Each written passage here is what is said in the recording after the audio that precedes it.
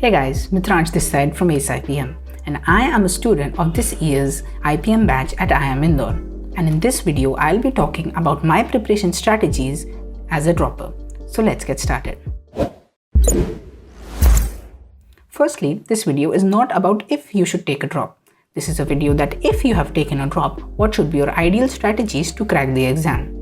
To watch preparation strategies with boards, click here. Now, I have divided this video into multiple steps and each step has its own importance. So I would suggest that you watch this video as a whole. Now coming on to the steps. Step number 1. Realizing what you did wrong in your first attempt. There can be multiple reasons. Lack of consistency, lack of awareness, overconfidence, and many more. And realizing what you did wrong is the first step towards clearing the exam this time. Step number 2. Having a clear understanding of the exam. As most of you might be knowing that IPMAT is not just about the knowledge you have. It's an exam of time management. It's an exam of accuracy. Even if you complete 70 to 80% of the syllabus, you can easily crack the exam with decent accuracy. So, having a good strategy is required for this. Step number 3. Having a feasible strategy. You know the syllabus, you know how much you know, and you know how much time you have.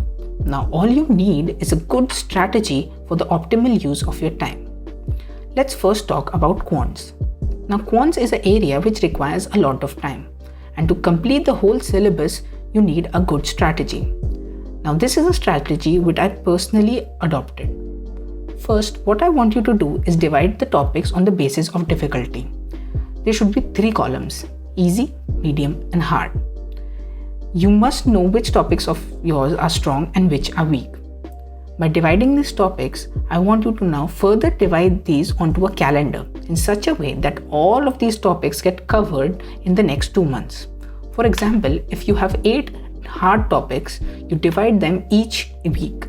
For example, permutation combination in 1 week, probability in another week. And the easier topics, similarly, you divide them in the next 8 weeks. In this way, you'll be able to revise multiple times before the exam. Here is an example. This is just a reference and I would suggest that you work out your own calendar as it will be much more helpful to you. Let's talk about English. Now, English is a subject which a lot of aspirants seem to ignore. And this is the main reason why most of them are unable to convert the final call. This was a mistake which I made personally. So, as there is no specific syllabus for English, here are the few things you can do. First, read the newspaper. I cannot stress this enough that how important the newspaper is.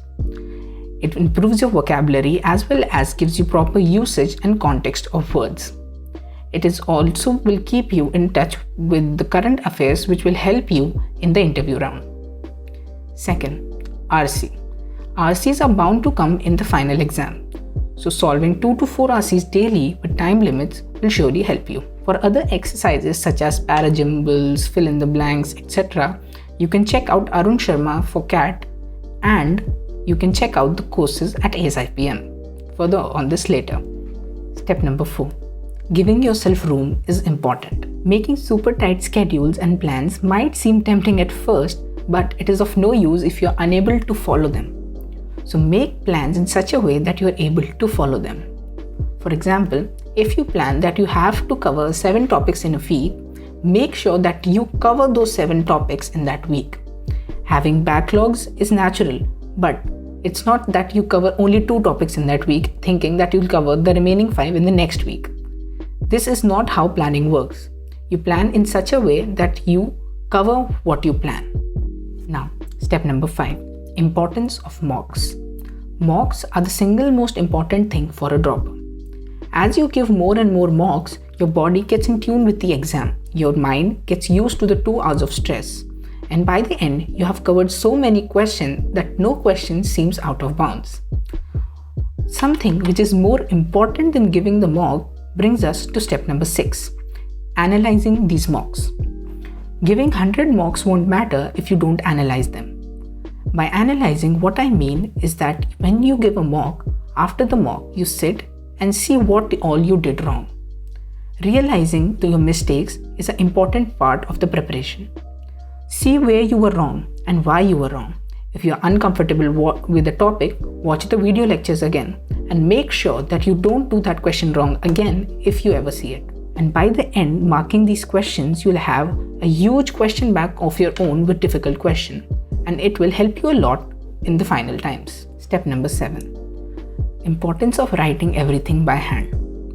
I would personally suggest that you maintain 2 different notebooks, one for notes and one for the questions. In the notes notebook, what I want you to do is write every tip and trick which you get with each topic. By the end, when you have covered most of the syllabus, you tend to forget what you have learned in the beginning. So, having everything written by hand makes an imprint on your brain and it will help you. Second is a notebook for questions. These are the questions which you were unable to attempt in the mocks and the assignments. By the end, you'll have your own personal question bank with all the difficult questions which you were not able to attempt in the first try. Step number 8. Importance of ECA. As a dropper, you must be having some extra time with you. And in this time, if you try and complete some extra courses on the side, it will surely help you gain some brownie points. Certificate endeavors, social works, etc. might give you the extra push you need in converting the final call. Step 9. Importance of coaching. Though coaching is not necessary, but I think it is important. A coaching will provide you with a structured pathway for your preparation.